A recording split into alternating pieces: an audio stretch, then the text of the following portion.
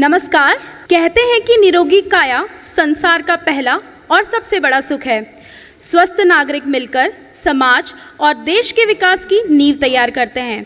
लेकिन कोई है जो बीमारियों से बचाव में बनता है हमारी ढाल, जो तकलीफों से निजात देकर देता है हमें सेहत की सौगात। जी हाँ, हम बात कर रहे हैं डॉक्टर्स की। मानवता के मसीहा को हम सलाम करते हैं। राष्ट्रीय आन बान और शान की धरती पर यह महामंच है देश के सबसे बड़े न्यूज़ चैनल नेटवर्क न्यूज़ 18 के विशेष कार्यक्रम IEM UEM Jaipur and Kolkata presents news 18 Rajasthan lifeline conclave, co-presented by Bangur Power Cement, powered by Aladdin Health, co-powered by Shelby Hospital Jaipur, Cares at Home।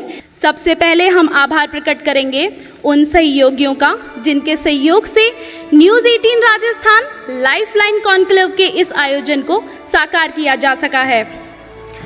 IEM UEM Jaipur and Kolkata, Aladdin health, Shelby hospital Jaipur, Cares at home, Geetanjali medical college and hospital Jaipur, HCG cancer centre Jaipur, Shri Ajay foods private limited, Anurag Ayurveda and Panchakarma Chikitsa Kendra, IM career academy Sikar, Choudhary Tarachand Payal, Kateva dental hospital Jaipur, Shriram papads private limited, Manav hospital Bangra road Siyawat Posana, Milan bankers and confectioner Sikar, prince school Churu, Rajasthani diagnosis Jhunjhunu, Shekhawati blood centre Churu, Shri Balaji college of nursing Sujangarh, Arth group, Arth skin and fitness, park hospital Jaipur, SRK hospital Jaipur, doctor Zubin Sharma,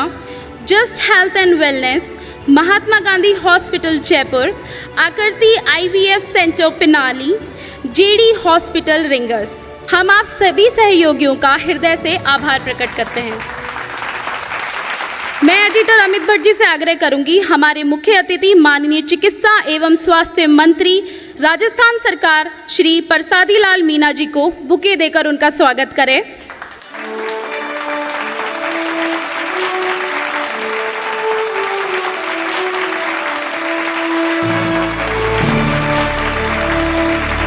इसके साथ ही मैं news 18 Rajasthan के editor Amit Bhatt ji से आग्रह करूंगी कि आप स्वागत भाषण के माध्यम से अपने विचार व्यक्त कीजिए। हमारे इस कार्यक्रम के मुख्य अतिथि श्री परसादी लाल मीणा जी, माननीय चिकित्सा एवं स्वास्थ्य मंत्री राजस्थान सरकार, यहाँ इस हॉल में मौजूद चिकित्सा क्षेत्र से जुड़े हुए सभी दिग्गज और जाने माने लोग, मैं आप सभी का इस लाइफलाइन कॉन्क्लेव में स्वागत और अभिनंदन करता हूं। न्यूज़ 18 राजस्थान हमेशा से समाज को जो दिशा देने वाले लोग हैं, समाज के लिए जो अच्छा करने वाले लोग हैं, उनको रिकग्नाइज करने के लिए हमेशा से आगे मंच प्रदान करता रहा है। और यही हमारी इसी परंपरा की जो एक परंपरा है उसकी ही एक कड़ी है। ये न्यूज़ 18 राजस्थान नेटवर्क 18 का हिस्सा है जो देश का सबसे बड़ा नेटवर्क है। और मैं पूरे हमारे नेटवर्क परिवार की तरफ से आप सभी का दिल के अंतरतम से आप सभी का स्वागत करता हूं, अभिनंदन करता हूं। आइए न्यूज़ 18 राजस्थान लाइफलाइन कॉन्क्लेव में बढ़ते हैं पहले पैनल डिस्कशन की तरफ, जिसका नाम है digital transformation in health care. इस सेशन में बातचीत के लिए अब मैं बुलाने जा रही हूं मेरे सहयोगी आसिफ खान को। न्यूज़ 18 राजस्थान लाइफलाइन कॉन्क्लेव में अब मैं अपने मेहमानों को स्टेज पे आमंत्रित करना चाहूँगा। सबसे पहले mister Madhukar Pareek, Cares at home director, please come on the stage. दूसरे मेहमान हैं Irfan Khan, Aladdin health vice president, please मंच पर आइए। और मेरे तीसरे मेहमान हैं Himmat Singh ji Nathawat, JSW CEO founder, please come on the stage. सबसे पहला सवाल मधुकर जी मेरा आपसे है। केयर्स एट होम डायरेक्टर हैं आप, और सबसे महत्वपूर्ण सवाल ये कि किस तरह से सेवाओं को हर दरवाजे तक पहुंचाने में डिजिटल ट्रांसफॉर्मेशन मददगार साबित हुआ है। हेल्थ केयर सिस्टम में डिजिटल ट्रांसफॉर्मेशन की यदि मैं बात करूं जी, तो वर्चुअल कंसल्टेशंस एक बड़ा उदाहरण है, जिसके द्वारा कि जयपुर में बैठे हुए डॉक्टर या फिर न्यूयॉर्क में बैठे हुए डॉक्टर किसी भी वर्ल्ड के किसी भी कोने में एक मरीज को देख सकते हैं जी। और उनको अपना कंसल्टेशंस दे सकते हैं। एक पेशेंट जो घर पर है, उसको एक आईसीयू सेटअप की यदि आवश्यकता जी। है तो वो एक आईसीयू सेटअप बुक करने से लेकर उसका असेसमेंट कंप्लीट करने से लेकर उसको सारी सर्विसेज डिलीवर करने की जो प्रक्रिया है जी, घर बैठे कंप्लीट एक आईसीयू सेटअप बनाने की जो प्रक्रिया है वो डिजिटल के माध्यम से ही सुगम हो पाई है। इरफान जी, आपके लिए भी एक बहुत महत्वपूर्ण सवाल है, क्योंकि टेलीमेडिसिन की बात हो रही है। कोविड के उस बुरे दौर में टेलीमेडिसिन ने किस तरीके से काम किया था? जैसे कि आपने देखा कोविड के इस दौर में जब पूरा स्ट्रिक्ट लॉकडाउन था, बिल्कुल। तो टेलीमेडिसिन ने एक बहुत इंपॉर्टेंट रोल प्ले किया है। जैसे कि हम कोविड के टाइम को लें तो लगभग इंडिया में 5 लाख कंसल्टेशन टेलीमेडिसिन के थ्रू हुई हैं। तो इम्प्लीकेशन टेलीमेडिसिन का बहुत अच्छा है। अभी राजस्थान गवर्नमेंट का भी एक टेलीमेडिसिन का डिपार्टमेंट है, जो कि लोगों को फैसिलिटी, पहले कोविड से पहले क्या था कि कोविड से पहले जब टेलीमेडिसिन का प्रयोग था वो गांव-गांव कूचे तक पहुंचने का था, लेकिन कोविड के बाद जो इसका उपयोग बहुत ही बढ़ गया है।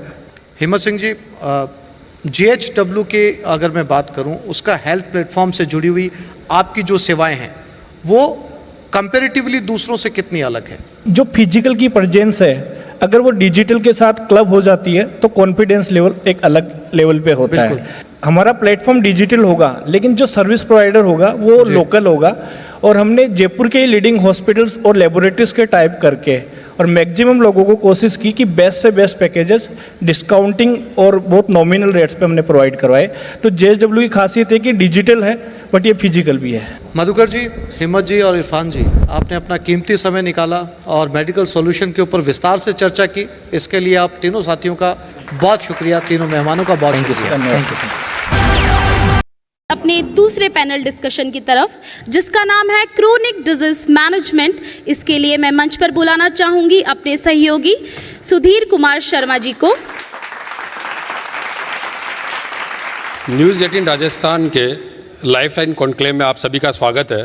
और अब बारी है ऐसी चर्चा की जिसमें मेरे साथ 4 डॉक्टरों का पैनल जुड़ेगा। इसके लिए मैं सबसे पहले आमंत्रित करता हूं doctor Gaurav Bhargava, Shelby multi speciality hospital Jaipur. आप इस हॉस्पिटल के हेड ऑफ इमरजेंसी हैं। डॉक्टर अनुराग शर्मा, आप डायरेक्टर हैं अनुराग आयुर्वेदा एंड पंचकर्मा चिकित्सा केंद्र के। डॉक्टर करण बेनीवाल, आप डायरेक्टर हैं कल्प वृक्षा hospital and research centre Pilani, कृपया मंच पर पधारें आप। Doctor Rakesh Sharma, director SRK hospital Jaipur, कृपया मंच पर पधारें। सबसे पहले आप सभी का स्वागत और चर्चा शुरू करता हूं मैं डॉक्टर करण बेनीवाल से। करण जी, बड़ा एक विषय आता है क्रोनिक डिजीज मैनेजमेंट में कि जब बच्चा अस्थमा से ग्रसित हो जाता है और निमोनिया जैसी उसकी बीमारी हो जाती है। खास बात की रहती है कि अस्पताल समय पर नहीं पहुंच पाते, अस्पताल नहीं मिल पाता, गाँव में तमाम व्यवस्थाएं हैं। किस तरह के पेरेंट्स क्या क्या ध्यान रखें कि उसके निमोनिया हो गया, किस तरह का बचाव वो करें? निमोनिया को पेरेंट्स को जो है बड़े सिंपल तरीके से उसको डायग्नोज कर सकते हैं। WHO की गाइडलाइंस हैं। हाई ग्रेड फीवर है, बच्चे की सांसें थोड़ी तेज़ चलती हैं, कॉफ है, चेस्ट में से साउंड्स हैं, तो सबसे पहले कि अपने नज़दीकी जो डॉक्टर है उनसे वो सलाह लें, उन पर लापरवाही ना बरतें। और सबसे इम्पॉर्टेंट चीज़ ये है कि हमारी जो गवर्नमेंट है उन्होंने बहुत अच्छा एक मिशन इंद्रधनुष शुरू किया हुआ है, तो हर बच्चे को वैक्सीनेट कराएं। अस्थमा जो है एक टोटली एक अलग बीमारी है, एक एलर्जिक डिसऑर्डर है। उसमें फीवर नहीं होता है, मोस्ट ऑफ द टाइम बच्चे को कॉफ होता है, नाइट टाइम सिम्टम्स ज़्यादा रहते हैं, चेस्ट टाइटनेस रहता है, और टोटली ये डिफरेंट डिजीज़ है। और इसके लिए जो इमीडिएटली जो होता है अपन नेबुलाइज करते हैं, जो होम रेमेडीज़ हैं वो देते हैं। और मोस्टली जो एलर्जेंस हैं, पेट डॉग्स है, डस्ट है, जो हाउस का इन्वायरमेंट है उसमें एलर्जन से हम बचते हैं। और जो अटैक ज़्यादा होता है तो इमीडिएटली नज़दीकी डॉक्टर से सलाह लें, क्योंकि इसमें अलग अलग सीवियरिटी स्कोर होता है। अनुराग जी, आपसे जानना चाहेंगे न्यूरो और ऑर्थो इन रोगों के अलावा आपके हॉस्पिटल में किन किन चीज़ों का उपचार होता है? कौन सी ऐसी बीमारियां हैं जो पंचक्रम के माध्यम से ठीक होती है? कौन सी ऐसी बीमारियां हैं जो आयुर्वेद की दवाइयों के माध्यम से ठीक होती है? जी, न्यूरो और ऑर्थो डिसऑर्डर के अलावा हमारे पास अलग अलग स्पेशलिटी के आयुर्वेदा स्पेशलिस्ट डॉक्टर हैं। एक स्किन स्पेशलिस्ट हैं जो स्किन से रिलेटेड इश्यूज़ हैं उन पे आयुर्वेदा का टोटली ट्रीटमेंट करते हैं। एक हमारे पास गायनेकोलॉजिस्ट हैं आयुर्वेदा से, एमडी गायनेक, वो स्त्री के रिलेटेड जो भी है समस्याएं उन पर काम करते हैं। और बच्चों के लिए स्पेशली स्वर्ण प्राशन एक योग है, जैसा डॉक्टर साहब बता रहे थे, तो इम्यूनिटी बूस्टर है वो, और मेधा और शक्ति बढ़ाने के लिए काम करता है कंटिन्यू लेने पर। इसके अलावा हमारे यहाँ पर शारसूत्र जो आयुर्वेदा सर्जरी है एनोरेक्टल की, वो भी होती है। डॉक्टर राकेश शर्मा जी जुड़े हुए हैं, एसआर के हॉस्पिटल जयपुर के आप निदेशक हैं। एक बहुत आजकल कॉमन बात हो गई है गुर्दे को लेकर, किडनी को लेकर, क्यों ख़राब हो जाता है, क्या वजह है, क्या वर्तमान में जो कामकाज का बोझ है, तनाव है, टेंशन है, ये सब कारण क्या गुर्दे की बीमारी के बड़े कारणों में गिने जा सकते हैं? मैं राजस्थान सरकार का धन्यवाद देना चाहूँगा कि इन्होंने बहुत महत्वाकांक्षी योजना चिरंजीवी स्टार्ट करी। बहुत सारे लोग आते हैं जिनमें 10-10, 15-15 साल से जिनको किडनी स्टोन है वो लेके बैठे हैं, उनके पास पैसे नहीं थे और वो आज योजना चालू हुई तो वो ऑपरेशन करा रहे हैं। उनकी किडनी पूरी किडनी भरी पड़ी है, स्टैगोन कैलकुलस बोलते हैं हम, या डायलिसिस जो सुविधा है जो पहले फ्री उपलब्ध नहीं थी, आज चिरंजीवी में फ्री हो रही है। तो किडनी डिजीज़ ऐसी है जो प्रिवेंटेबल है, अगर उनको अपन ध्यान रखें तो बचाई जा सकती है और डायलिसिस से बचा जा सकता है। मेरे साथ डॉक्टर गौरव भार्गव जी जुड़े हैं, आप इमरजेंसी के इंचार्ज हैं सेल्बी मल्टी हॉस्पिटल से। एक बात सामने निकलती आती है, बहुत चर्चा में रहती है कि गोल्डन आवर, किसी भी इमरजेंसी के दौरान गोल्डन आवर सबसे महत्वपूर्ण होता है। क्या होता है ये गोल्डन आवर, और क्या केवल कार्डिक अरेस्ट जैसी चीज़ में ही गोल्डन आवर लागू होता है, या और किसी दुर्घटना में या तमाम तरह की बीमारियों में भी गोल्डन आवर होता है? गोल्डन आवर एक हार्ट अटैक में काफ़ी महत्वपूर्ण होता है। हर किसी के पास में सुविधाएं नहीं होती कि वो हॉस्पिटल जाके, जहाँ पे एंजियोग्राफी एंजियोप्लास्टी की सुविधा है, पर और जो बाकी हॉस्पिटल्स हैं वहाँ पे हम अगर वो समय से पहुँचते हैं तो जो उनका खून का थक्का जमा हुआ है हार्ट अटैक में नसों में, उसको घुलने की दवाई दी जा सकती है और फिर उनको स्टेबलाइज करके अपन ऐसे सेंटर में भेज सकते हैं जहाँ पे एंजियोग्राफी एंजियोप्लास्टी की सुविधा हो। दूसरा गोल्डन आवर में बहुत इंपॉर्टेंट है स्ट्रोक, लकवा जिसे हम बोलते हैं। अगर किसी को भी अगर फेशियल वीकनेस है, अगर डिविएशन है, आर्म में कोई दिक्कत है, वीकनेस है, आपको स्पीच में दिक्कत है, तो ये लकवे के लक्षण है। लकवा दो तरीके का होता है, एक जिसमें नस में थक्का जम जाता है और एक जिसमें नस फट जाती है। अगर वो 3 घंटे के अंदर अपने पास पहुंचता है और अगर उसका थक्का जमा हुआ अपने को सिटी स्कैन में लगता है तो हम उसमें घुलने की दवाई दे सकते हैं, जैसे कि अपन हार्ट अटैक में देते हैं। तो उसकी डिसेबिलिटी काफ़ी कम हो जाती है और रिकवरी के चांसेस काफ़ी बढ़ जाते हैं। आप चारों का धन्यवाद इस कार्यक्रम में जुड़ने के लिए। क्रॉनिक डिजीज और मैनेजमेंट के इस सत्र में फिलहाल इतना ही। आप सभी का आभार।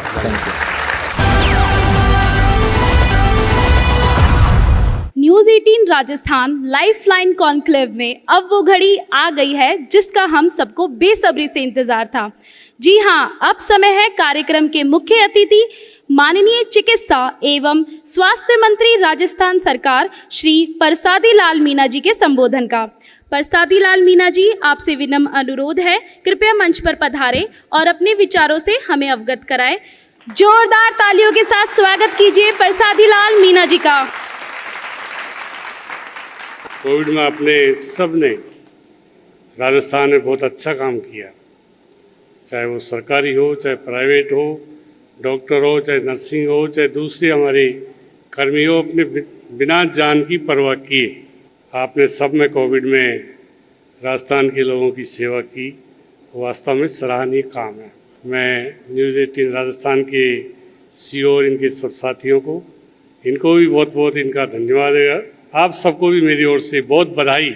कोविड की जब पहली वेव आई हम समझ नहीं पाए, जब पूरा देश बंद हो गया, ट्रेन प्लेन रोड, लोगों का क्या हाल था उस समय की जब याद आती है तो निश्चित रूप से एक बहुत ही भयानक समय था।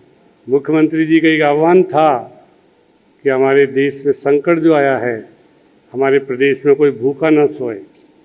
उसका किस तरह सामाजिक संगठनों ने, हमारी दूसरी संस्थाओं ने किस तरह उस आह्वान को स्वीकार करके लोगों की सेवा की, और जब हमारी वैक्सीनेशन का काम भारत सरकार ने शुरू किया, वैक्सीन लगाने के लिए जिन्होंने कहा कि वैक्सीन पैसे से लगेगी, कीमत से लगेगी, फर्स्ट वैक्सीनेशन की बात है। हमारे मुख्यमंत्री जी ने कई बार निवेदन किया प्रधानमंत्री जी को कि इसको फ्री लगाइए। राजस्थान के लोग इसको करा नहीं पाएंगे, और वही हुआ। तो फिर भी हमारे मुख्यमंत्री जी ने कह दिया कि हम कीमतन भी लगाएंगे। राजस्थान पहला स्टेट था जिन्होंने वैक्सीन के 100 करोड़ रुपए पहली किस्त में भेजे। 100 करोड़ हमने दिए। बाद में प्रधानमंत्री जी ने ये कहा कि पूरे देश को फ्री किया। जब दूसरा कार्यकाल हमारे मुख्यमंत्री जी का हुआ, दूसरे कार्यकाल में उन्होंने कहा, इस सब चीज़ों से वाकिफ थे हमारे मुख्यमंत्री जी। उन्होंने कहा कि दवाइयाँ फ्री। हल्ला मच गया पूरे देश में, दवाई कैसे फ्री दे देंगे आप। वो दवाइयाँ भी चली, उसके बाद सरकार बदली, सरकार ने दूसरा जब कार्यकाल आया, तीसरा, उन्होंने जांच भी फ्री, इलाज भी फ्री। उन्होंने कह दिया निरोगी राजस्थान, हमारे राजस्थान के लोग निरोगी रहे, किसी तरह का उनको बीमारी ना हो। आप देखिए कि उन्होंने सबको साथ लेकर चले। 5 लाख का जब बीमा किया, बीमा भी सरकारी जमा कराएगी, पैसा भी। कई बीमार जिसमें प्राइवेट अस्पताल भी करीब 800 के करीब हमने जोड़े, उनका भी करा काम वास्तव में सराहनीय। मुझे 7-8 महीने हो गए, पर किसी प्राइवेट हॉस्पिटल की आज तक शिकायत नहीं आई कि यहाँ पर किसी तरह का कोई गड़बड़ हुआ। बहुत अच्छा काम, प्राइवेट सरकारी सब जगह फ्री इलाज, 5 लाख का बीमा। फिर लोगों ने कहा कि 5 लाख में भी कवर नहीं हो रहा है, उसको बढ़ा के दूसरे बजट में 10 लाख कर दिया। मैं अभी कोटा गया, वहाँ हमारा सुपर स्पेशलिटी हॉस्पिटल है मेडिकल कॉलेज में, पहला ऑपरेशन किडनी का हुआ, पहला ऑपरेशन अभी 2 महीने पहले। और उसमें वो मजदूरी, नरेगा में मजदूरी करता था, 200 रुपये का रोज़ मजदूर था, उसका परिवार भी मजदूरी करता, गरीब आदमी सोच सकता है किडनी ट्रांसप्लांट हो जाए। उसकी माँ ने किडनी दिया, अच्छा सफल ऑपरेशन हुआ, पहला ऑपरेशन था कोटा में। और उसके बाद हम मिलने गए तो उसके परिवार की खुशी अगर आप देख लेते, निश्चित रूप से कहते कि क्या हो। कहा हमारे बेटे की जान अशोक गहलोत जी की सरकार ने बचाई, नहीं हम तो कभी करा ही नहीं पाते इलाज। इस तरह के गरीबों के, जिस तरह गरीबों का इलाज, साधनहीन लोगों का इलाज, प्राइवेट हो चाहे सरकारी हो, सबको सुविधाएं मुख्यमंत्री जी ने दिया। चिरंजीवी मुख्यमंत्री जीवन योजना जो बीमा योजना है, वो लोगों के लिए एक तरह से संजीवनी साबित हुई। तो 98 से पहले लोग बीएड करने भी महाराष्ट्र जाते थे, नर्सिंग की ट्रेनिंग करने भी महाराष्ट्र जाते थे, डॉक्टर की, इंजीनियर की तो बात छोड़ो। 98 से पहले जब अशोक गहलोत पहली बार मुख्यमंत्री बने तो सारे दरवाजे उन्होंने खोल दिए, चाहे इंजीनियरिंग का हो, मेडिकल का हो, एजुकेशन का हो, हमारी यूनिवर्सिटी बनाना, बीएड, कोई बीएड करने के लिए था ही नहीं, कोई एक आध दुक्का था। आज हमारे राजस्थान में हर जिले में मेडिकल कॉलेज सरकारी, हर जिले में नर्सिंग कॉलेज, प्राइवेट कॉलेज तो जितनी चाहे उतनी लो। और अभी जो फैसला किया है नर्सिंग के लिए प्राइवेट को देने का, नई पॉलिसी में, पता होगा आपको, तो जिसके भी 100 बेड का हॉस्पिटल है, बिना कोई उसके झंझट के उनको मान्यता दे देंगे। आप नर्सिंग कॉलेज की 100 सीटों की नर्सिंग कॉलेज चलाई, कितना बड़ा फैसला है। कोई ना किसी के चक्कर लगाने पड़े, ना किसी के कोई विनती करने पड़े, बिल्कुल ट्रांसपेरेंसी। अभी भारत सरकार ने सर्वे कराया था, उसमें 88% लोग हमारी इस योजनाओं से जुड़े हुए हैं जिनको फ़ायदा मिल रहा है। 88%। ये बहुत बड़ा काम है। हम चाहते हैं कि आप सब मिलकर हमारे राजस्थान के जो हेल्थ का जो ये ढांचा है, इसको और मजबूत करें और अच्छा काम करें, लोगों की जान बचाए। और मैं सबको मेरी ओर से बधाई दूंगा कि आगे भी आप अच्छा काम करें। अगर कोई सरकार की कमियां हैं, हमारी कमियां हैं, जिससे आपको कहीं परेशानी आ रही है, आपका स्वागत है, जब भी आकर बताएंगे। आपकी बात को मुख्यमंत्री जी तक पहुँचाने का मेरा काम है, जो ईमानदारी से पहुँचाएंगे, कहीं किसी तरह की कोई बात बीच में नहीं आएगी। आप सबको मेरी ओर से न्यूज़ 18 के हमारे मित्रों को, सबको आभार व्यक्त करता हूं, आपको बधाई देता हूं कि आपने मेडिकल हेल्थ में अच्छा काम किया, उसके लिए आप धन्यवाद के पात्र हैं। धन्यवाद, जय हिंद।